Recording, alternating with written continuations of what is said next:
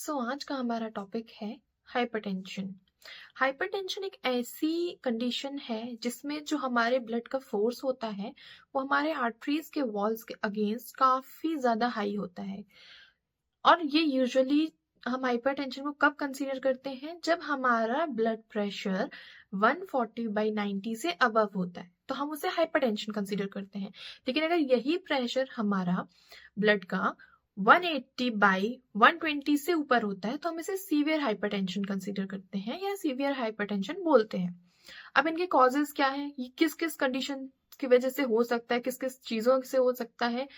तो अगर हमारा लाइफस्टाइल सही नहीं है, बहुत सेडेंट्री लाइफस्टाइल है, या हम बहुत ही ऐसा ऑयली चीजें खाते हैं, बहुत ही मसालेदार चीजें खाते हैं, या फिर हम बहुत स्मोक अल्कोहल इन सब में इन्वॉल्व होते हैं, तो ये सब जो चीजें हैं ये एक कंट्रीब्यूट करती हैं हाइपरटेंशन कॉज करने के लिए। हाइपरटेंशन की वजह से हमें काफी सारी मेडिकल कंडीशंस भी देखने मिलती है, जैसे कि क्रॉनिक किडनी डिजीज या फिर स्लीप एपनिया आप ले लीजिए, या फिर डायबिटीज हो गया, या थायराइड प्रॉब्लम्स हो गई हैं। ये सारी कंडीशंस हमें मेडिकल कंडीशन हाइपरटेंशन की वजह से देखने को मिलती है।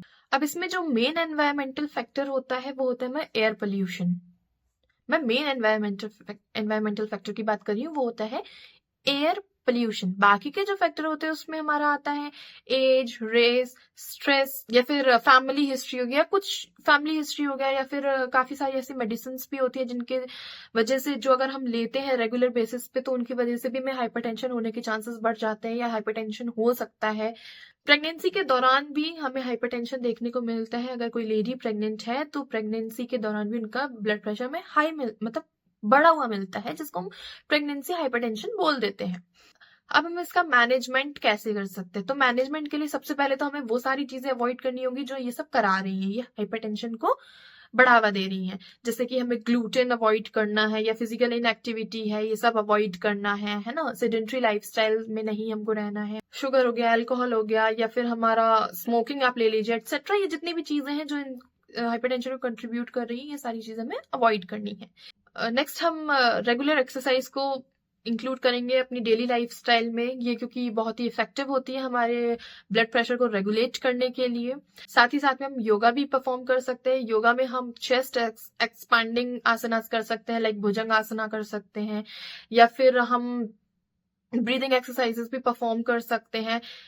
ये ब्रीदिंग एक्सरसाइजेस और ये जितने भी योगा आसनास हैं ये हमारे बैरोरिसेप्टर को स्टिमुलेट करते हैं, जिसकी वजह से हमारा ब्लड प्रेशर रेगुलेट होता है, और जो भी फोर्स लगता है हमारे आर्टरी की वॉल्स के अगेंस्ट ब्लड का, वो भी रिड्यूस होता है।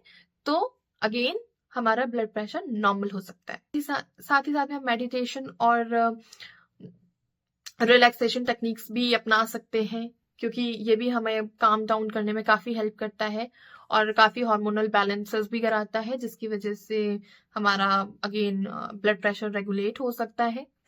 फास्टिंग का बहुत अच्छा रोल है हमारे ब्लड प्रेशर को रेगुलेट करने में। इस फास्टिंग करने से जो हमारा रूट कॉज है हाइपरटेंशन का, जैसे कि ब्लड का क्लॉट होना या एथेरोमास का फॉर्मेशन होना, तो ये सब चीजें भी ये वहां से रिमूव करता है, रिड्यूस करता है हमारी बॉडी में। तो फास्टिंग का बहुत अच्छा एक इफेक्टिव इम्पैक्ट पड़ता है हमारे हाइपरटेंशन की कंडीशन में, और बहुत ही हेल्पफुल भी होता है हमें हाइपरटेंशन में। तो हमें फास्टिंग जरूर करनी चाहिए हाइपरटेंशन में। अब बात करते हैं हम डाइट की, कि अगर कोई पेशेंट अगर हाइपरटेंशन से जूझ रहा है तो हमें उसे किस तरीके की डाइट देनी है। तो कोई पेशेंट हाइपरटेंशन का शिकार है तो उसे हम उसकी डाइट में इंक्लूड कर सकते हैं बार्ले वाटर, या फिर अर्जुन की छाल का पानी दे सकते हैं, टमेटो जूस दे सकते हैं, या फिर हम गार्लिक एक्सट्रैक्ट भी दे सकते हैं। हम पेशेंट की डाइट में सिनेमन भी इंक्लूड करा सकते हैं, क्योंकि ये हमारे ब्लड प्रेशर को रेगुलेट करने में काफी हेल्प करता है। और साथ ही साथ इनमें कुछ ऐसे केमिकल कंपाउंड्स होते हैं जो ब्लड के फोर्स को भी रिड्यूस करके रखता है या फिर रेगुलेट करके रखता है। प्लस ये सारे जो भी इनके केमिकल कंपाउंड्स वगैरह इनके अंदर होते हैं, ये सारे हमारे हार्ट की कैपेसिटी को भी इंक्रीज करता है और हार्ट हेल्थ को भी अच्छा करता है, इंप्रूव करता है। हमने डाइट देख लिया, हमने योगा देख लिया, अब और थेरेपीज भी देख सकते हैं, जैसे कि हम हाइड्रोथेरेपी दे सकते हैं। हाइड्रोथेरेपी में हमें पेशेंट को क्या देना है, हम पेशेंट को आइस कंप्रेस दे सकते हैं नेप ऑफ द नेक में, यानी कि यहाँ पर नेप ऑफ द नेक में। साथ ही साथ हम chest pack of neutral water भी दे सकते हैं पेशेंट को। साथ ही साथ में हम हॉट फुट बाथ भी दे सकते हैं।